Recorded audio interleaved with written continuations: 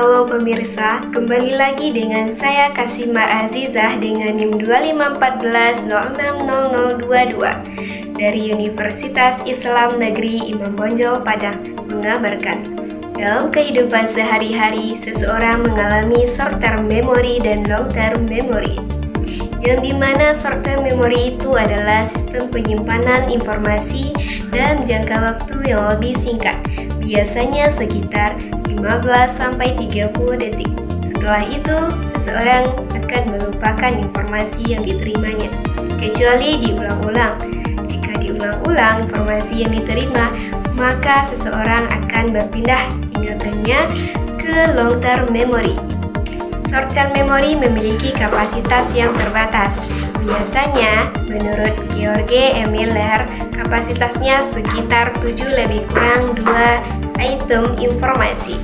Misalnya, seseorang mengingat nomor telepon 7 digit sebelum melupakannya.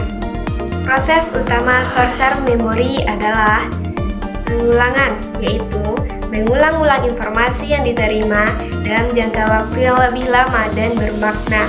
Maka informasi tersebut akan berpindah ke long-term memory, yang dimana long-term memory atau memori jangka panjang itu adalah sistem penyimpanan informasi yang lebih lama atau yang disebut dengan permanen. Biasanya waktunya sekitar berminggu-minggu, berbulan-bulan, bertahun-tahun, bahkan seumur hidup. Untuk lebih jelasnya, marilah kita saksikan video berikut.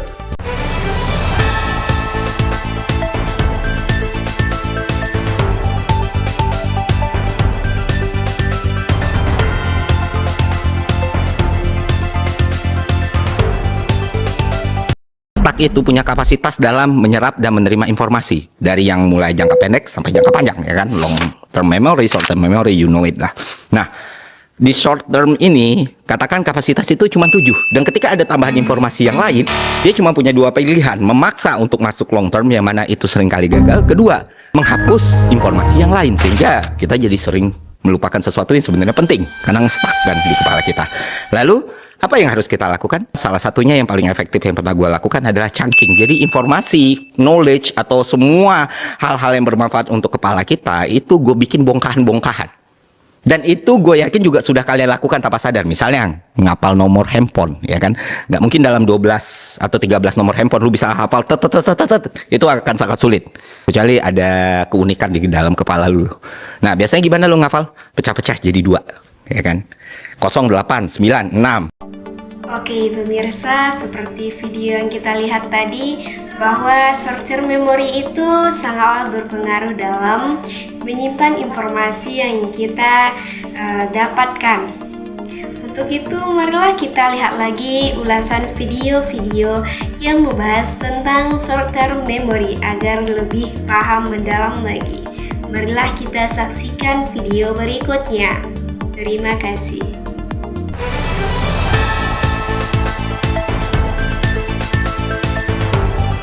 Pernahkah kamu mengalami momen di mana sebuah lagu lama tiba-tiba memunculkan kenangan masa kecil yang sangat jelas? Tapi di sisi lain, kamu juga sering lupa hal sederhana seperti menaruh kunci di mana? Fenomena ini terjadi pada semua orang dan seringkali membuat kita bertanya-tanya, kenapa otak bisa begitu selektif? Mengapa beberapa kenangan begitu kuat, sementara yang lain menguap begitu saja? Jawabannya tersembunyi di dalam cara otak menyimpan dan merangkai ingatan. Bayangkan otak seperti perpustakaan raksasa yang hidup. Setiap buku di dalamnya adalah pengalaman, emosi, atau fakta yang kita pelajari setiap hari. Masalahnya, tidak semua buku disusun rapi di rak. Ada yang tersimpan di bagian utama, mudah diambil kapan saja, tapi ada juga yang tercecer di sudut, berdebu, dan sulit ditemukan. Saat kita mengingat sesuatu, otak sebenarnya sedang mencari buku itu di antara miliaran koleksi kenangan yang pernah kita alami. Menariknya, proses mengingat tidak sesederhana menekan tombol replay. Saat kita memanggil kembali sebuah kenangan, otak tidak memutar ulang kejadian secara utuh, melainkan membangunnya ulang dari potongan-potongan memori yang tersebar. Itulah sebabnya kenangan bisa berubah seiring waktu, sedikit bias, sedikit tambahan imajinasi. Otak bukan penyimpan data seperti komputer, tapi lebih seperti seniman yang melukis ulang pengalaman dengan emosi sebagai warnanya. Namun, mengapa kita melupakan? Bukan karena otak gagal, tapi justru karena otak memilih. Ia hanya menyimpan informasi yang dianggap penting atau bermakna. Setiap hari kita menerima jutaan data sensorik, dan melupakan sebagian besar darinya adalah bentuk efisiensi. Bayangkan jika semua hal yang kamu lihat, dengar, dan rasakan setiap detik tersimpan permanen, otak kita akan penuh sesak dan sulit fokus. Melupakan adalah cara otak membersihkan rak agar tetap bisa belajar hal baru. Pertanyaannya, bagaimana sebenarnya otak memutuskan kenangan mana yang disimpan dan mana yang dibuang? Apa yang membuat satu momen menjadi tak terlupakan, sementara yang lain hilang dalam kabut waktu? Di balik semua itu, ada mekanisme menakjubkan antara neuron, emosi, dan pengalaman yang bekerja diam-diam di balik layar kesadaran kita. Dan itu yang akan kita bahas di bagian berikutnya. Proses mengingat berawal dari sesuatu yang tampak sederhana, yaitu persepsi. Saat kamu melihat, mendengar, atau merasakan sesuatu, indera mengirimkan sinyal ke otak. Informasi ini kemudian diterjemahkan oleh bagian bernama hipokampus, yang berperan seperti pustakawan dalam perpustakaan otakmu. Hipokampus memutuskan apakah pengalaman itu layak disimpan sebagai kenangan jangka panjang atau hanya sekadar lewat saja. Disinilah awal semua ingatan dimulai, dari sekadar percakapan singkat hingga momen bersejarah dalam hidupmu. Ketika otak menyimpan ingatan, jutaan neuron saling berhubungan melalui sinaps, titik kecil tempat sinyal listrik berpindah. Setiap kali kita belajar sesuatu, jalur antar neuron ini semakin kuat, membentuk jaringan baru yang disebut neural pathway. Itulah mengapa semakin sering kamu mengulang atau memikirkan hal yang sama, semakin mudah otak menemukannya lagi nanti. Ibarat jalan setapak di hutan, semakin sering dilewati, semakin jelas jalurnya. Sebaliknya, kenangan yang jarang diakses akan tertutup semak, memudar perlahan. Uniknya, otak tidak menyimpan kenangan di satu tempat saja.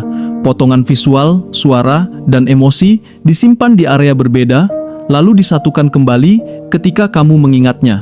Misalnya, ketika mengingat pesta ulang tahun, bagian visual otak menampilkan gambar lilin dan balon, sementara bagian auditori mengingat tawa teman-temanmu, dan bagian emosi menghidupkan rasa bahagia yang sama seperti waktu itu. Jadi, setiap ingatan adalah hasil dari kerja tim berbagai bagian otak yang saling terhubung. Lalu bagaimana otak memutuskan untuk melupakan? Disinilah peran korteks prefrontal dan amigdala menjadi penting.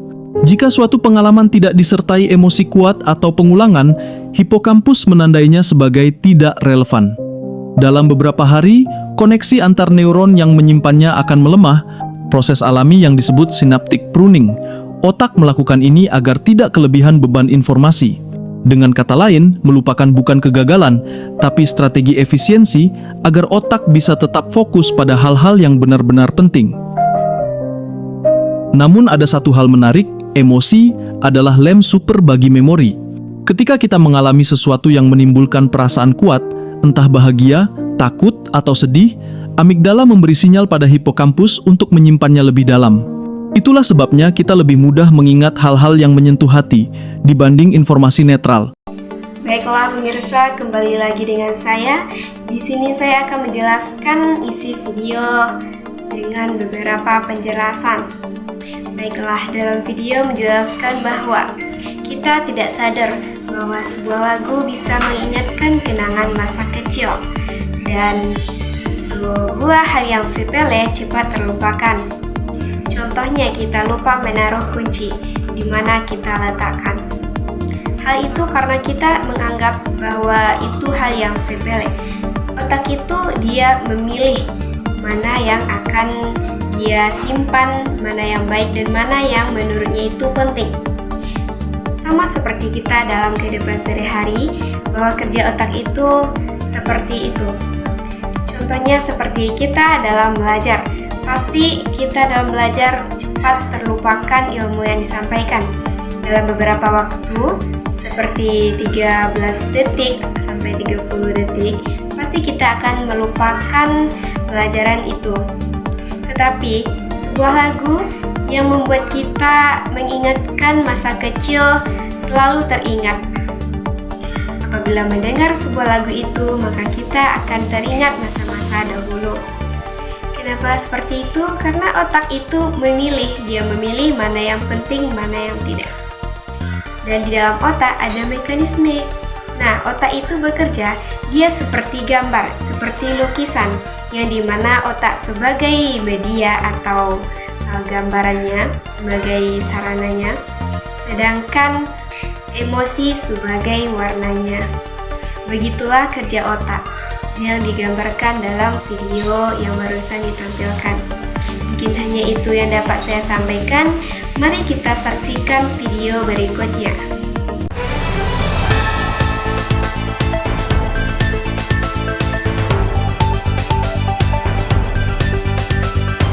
Baru kenalan, tapi 2 detik kemudian namanya hilang dari kepala. Pernah begitu?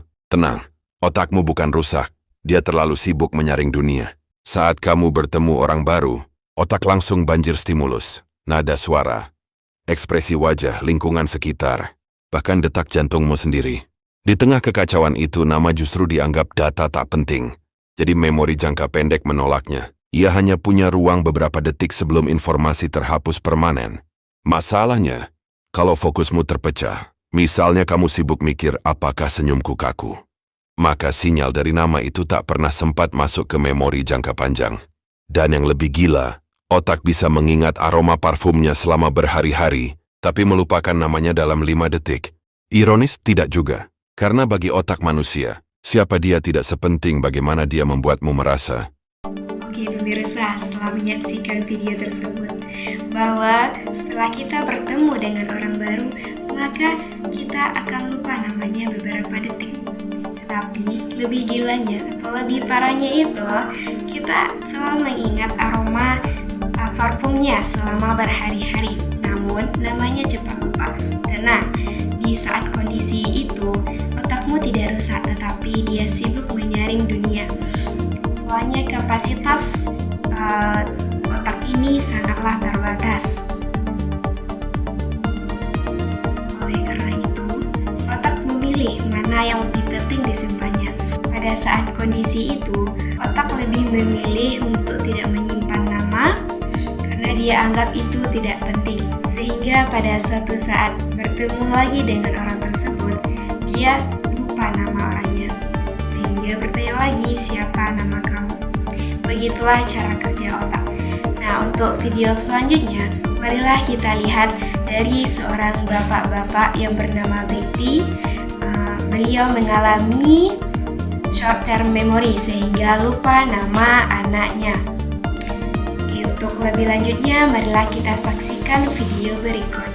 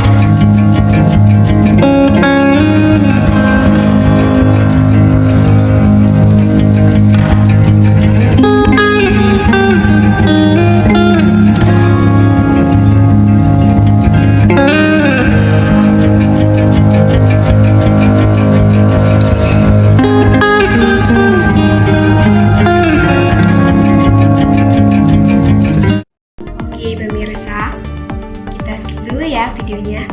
Nah, dari video kita dapat mengetahui bahwa seorang bapak-bapak yang bernama Indra Bekti. Beliau adalah seorang suami dari Al-Adillah Jelita. Istrinya mengungkapkan terkait kondisi suaminya sekarang yang menjalani perawatan di ruang ICU.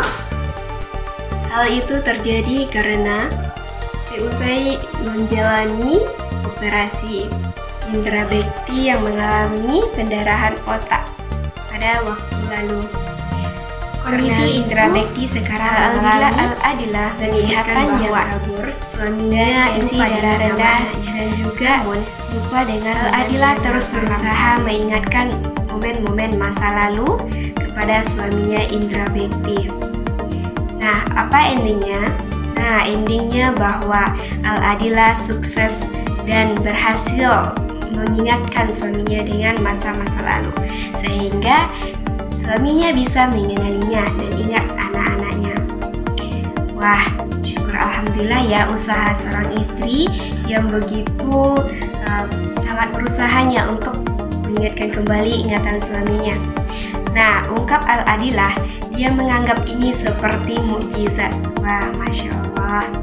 Oke, pemirsa, lanjut kita bahas, kita lihat lagi video-video berikutnya agar kita lebih asik lagi.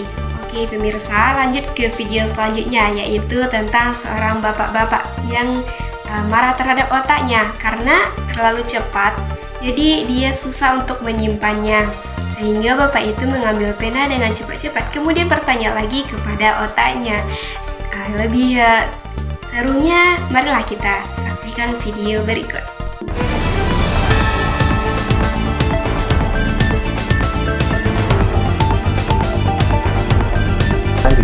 87. Remember that number? 87. Need a pen. We're gonna find a pen.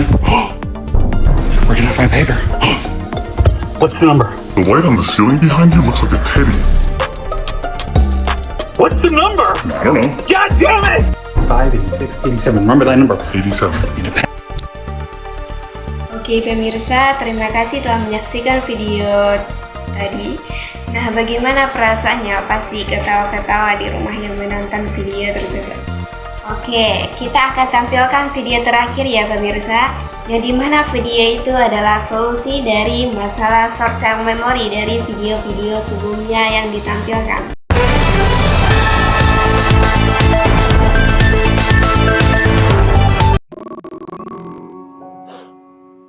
Kemampuan otak kita sebenarnya tidak terbatas. Kita hanya tidak menggunakannya secara maksimal.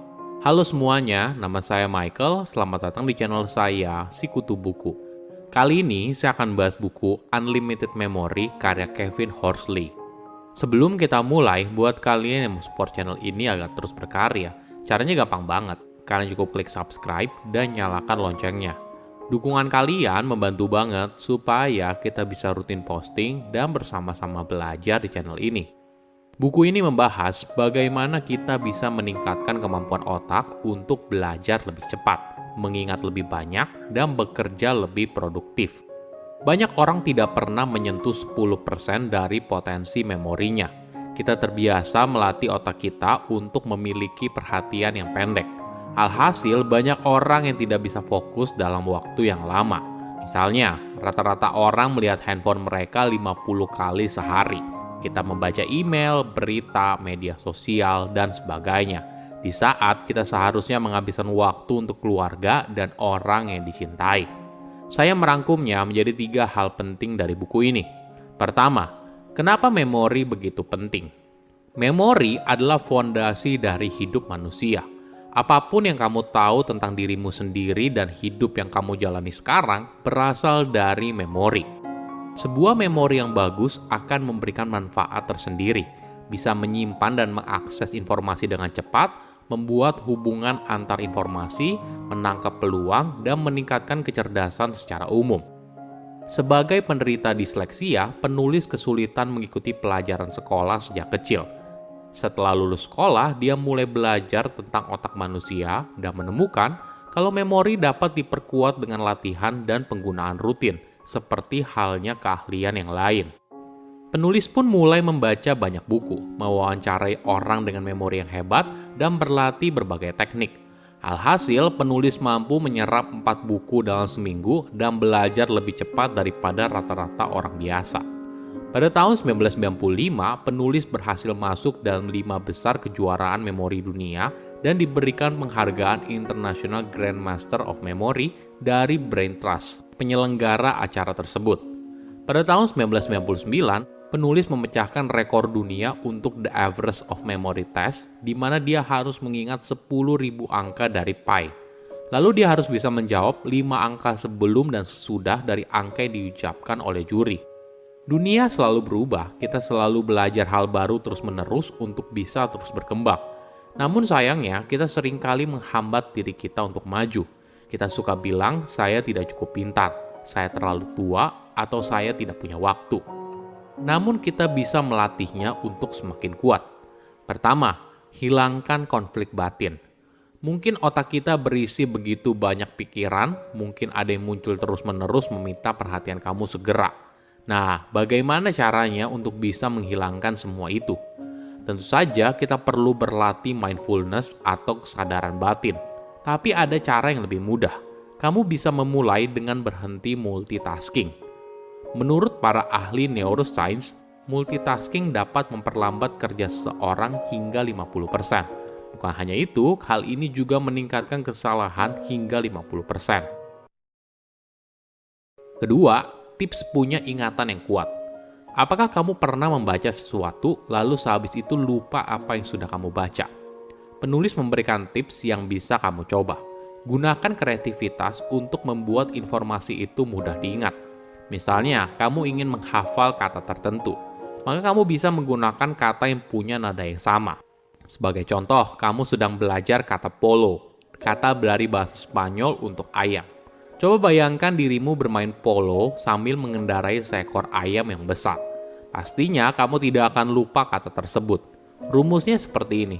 Untuk membuat apa yang kamu bayangkan menarik, gunakan metode C, senses, exaggeration, dan energize. Yang pertama, senses. Informasi masuk ke dalam otak melalui panca indera. Jadi, ketika kamu ingin mengingat kata kuda, penting untuk membayangkan kulitnya, aromanya, sentuhannya, dan bahkan rasanya. Dengan cara ini, kamu telah menciptakan gambar multisensor yang lebih mudah diingat dibandingkan 4 huruf tersebut. Kedua, exaggeration. Coba bandingkan, mana yang lebih mudah kamu ingat, seekor kuda biasa atau kuda berwarna pink yang menggunakan tuxedo. Tidak perlu harus selalu diterima logika. Gunakan fantasimu dan buatlah menarik. Ketiga, energize. Bayangkan seekor kuda yang sedang berlari menuju matahari yang terbenam. Pastinya lebih menarik kan daripada seekor kuda yang hanya diam di kandang. Nah, langkah selanjutnya adalah kamu harus bisa menyimpan informasi tersebut ke dalam memori jangka panjang. Hanya itu informasi terbaru dari saya. Terima kasih kepada pemirsa yang telah menyaksikan video-video yang saya tampilkan. Wassalamualaikum warahmatullahi wabarakatuh.